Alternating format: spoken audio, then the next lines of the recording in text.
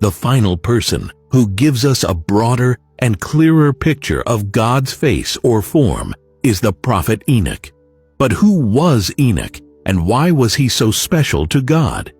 Enoch, a pre-flood patriarch, is a unique figure in the Bible. According to Genesis 5:24, Enoch walked with God, and he didn't see death, for God took him. This verse indicates a close relationship between Enoch and God, suggesting that Enoch experienced God in a way very few others did. The Book of Enoch, an ancient Jewish text named after Enoch, provides more details about his encounters. While journeying through the different levels of the 10 heavens, Enoch describes visions where he sees the face of God and the throne of God surrounded by angels. He recounts, "On the 10th heaven, which is called Aravoth, I saw the appearance of the Lord's face, like iron made to glow in fire, and brought out, emitting sparks, and it burns. Thus, in a moment of eternity, I saw the Lord's face. But the Lord's face is ineffable, marvelous, and very awful, and very, very terrible. And who am I to tell of the Lord's unspeakable being, and of his very wonderful face? And I cannot tell the quantity of his many instructions and various voices. The Lord's throne is very great, and not made with hands, nor the quantity of those standing around him, troops of cherubim and seraphim, nor their incessant singing, nor his immutable beauty. And who shall tell of the ineffable greatness of his glory? And I fell prone and bowed down to the Lord, and the Lord with his lips said to me, Have courage, Enoch, do not fear. Arise and stand before my face into eternity. And the archangel Michael lifted me up and led me before the Lord's face. And the Lord said to his servants, tempting them, Let Enoch stand before my face into eternity.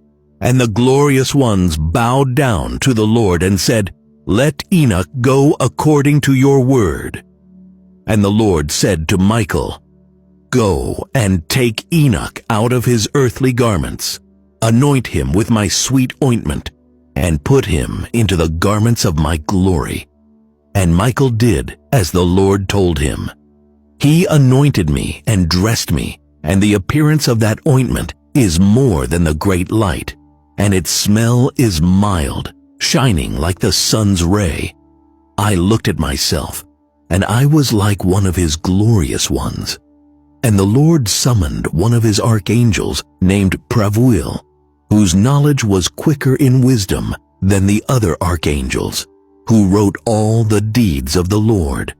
And the Lord said to Pravuil, Bring out the books from my storehouses and a reed of quick writing, and give it to Enoch, and deliver to him the choice and comforting books out of your hand. Enoch's description portrays God as an overwhelming, radiant presence, emphasizing his majesty and unapproachable glory. The celestial environment, filled with angelic beings and divine light, highlights the transcendence of God's dwelling. But remember, God told Moses in Exodus 33:20, But my face you cannot see, for no man sees me and still lives. I believe this affirmation still holds true for Enoch after seeing God's face. In God's mind, Enoch was already part of the celestial realm. He was no longer a citizen of the earth. Consider the statement made by God to the archangel Michael. Go and take Enoch out of his earthly garments, anoint him with my sweet ointment, and put him into the garments of my glory. The word garment here is the same term used by Paul the Apostle in 2 Corinthians 5:1-6 when he talks about our physical and spiritual bodies. It symbolizes death as a transition from a lesser glory, the earthly body, to a higher one, the heavenly body. This is what God did with Enoch. It's no surprise that Enoch didn't have to die again when he returned to the earth. And finally, we have come to the end of our journey. From Enoch's vivid descriptions to Isaiah, Ezekiel, and Moses' awe-inspiring visions, the Bible presents a picture of God that is beyond human comprehension. These encounters emphasize God's overwhelming glory, holiness, and transcendence. While we may not fully grasp what God looks like, these scriptures provide a glimpse into His divine majesty and the profound impact His presence has on those who encounter Him. Thank you for joining me on this journey. If you enjoyed this video, please like, comment, and subscribe for more biblical insights and discussions. Until next time, stay blessed. Don't forget to follow us on social media for more updates and content. See you in the next video.